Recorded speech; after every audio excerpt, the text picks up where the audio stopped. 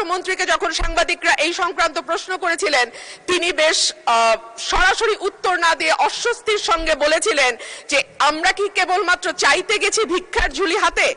মাননীয় সদস্য রুমিন ফারহানা, ব্রাহ্মণবাড়িয়া 2, সময় 2 মিনিট। মাননীয় স্পিকার, আপনাকে ধন্যবাদ। মাননীয় স্পিকার, প্রতি বছরই বাজেট দেওয়ার সময় আমরা নির্ঝরের মতন স্বপ্ন দেখি এবং সারা বছর ধরে সেই স্বপ্ন ভঙ্গের ফল আমাদের ভোগ করতে হয়। মাননীয় স্পিকার, এই বাজেটে ব্যয় ধরা হয়েছে 9,38,000 কোটি টাকা, আয় মাত্র 6,95,000 কোটি টাকা, ঘাটতি 2,43,000 কোটি টাকা।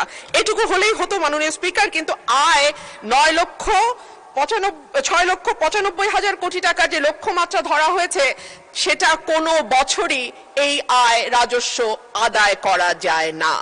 ফলে যেটা হয়, ঘাটতি বাড়তেই থাকে এবং সেই ঘাটতির জন্য আমরা দেশি বিদেশি ঋণ কিংবা বিনিয়োগের উপর নির্ভর করি।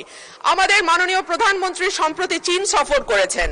আমি আপনার মাধ্যমে মাননীয় স্পিকার, আমি জানতে চাই চীনের কাছ থেকে আমাদের ঋণের কোনো আশ্বাস আমরা পেয়েছি কিনা, পেয়ে থাকলে সেই ঋণের আশ্বাসের পরিমাণ কত, কিংবা বাংলাদেশে তারা কোনো বিনিয়োগ করবে কিনা এরকম কোনো আশ্বাস এসছে কিনা সেটাও আমি আপনার মাধ্যমে জানতে চাইছি।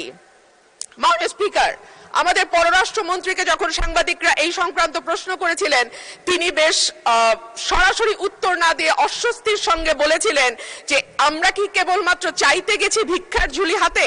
না মাননীয় স্পিকার, আমরা কেউ আশা করি না যে বাংলাদেশের মন্ত্রী মিনিস্টাররা দেশের বাইরে ভিক্ষার ঝুলি হাতে ভিক্ষা করতে যাবেন। তবে একই সঙ্গে বাস্তবতার ব্যাপারে চোখ বন্ধ করে থাকলেও তো হবে না, কারণ আমাদের ঘোষিত ঘাটতি হচ্ছে 2,43,000 কোটি টাকা এবং সেই একই সঙ্গে গত 4 বছর ধরে বাংলাদেশে চলমান উচ্চ মূল্যস্ফীতি, অর্থনৈতিক প্রবৃদ্ধির মন্থর গতি, বেসরকারি বিনিয়োগের স্থবিরতা, রাজস্ব আহরণে বড় ঘাটতি, খেলাপি ঋণের বৃদ্ধি, ব্যাংকের তারল্য সংকট, জ্বালানি সরবরাহে অব্যাহত সীমাবদ্ধতা ইত্যাদির মুখোমুখি চলছি আমরা। সুতরাং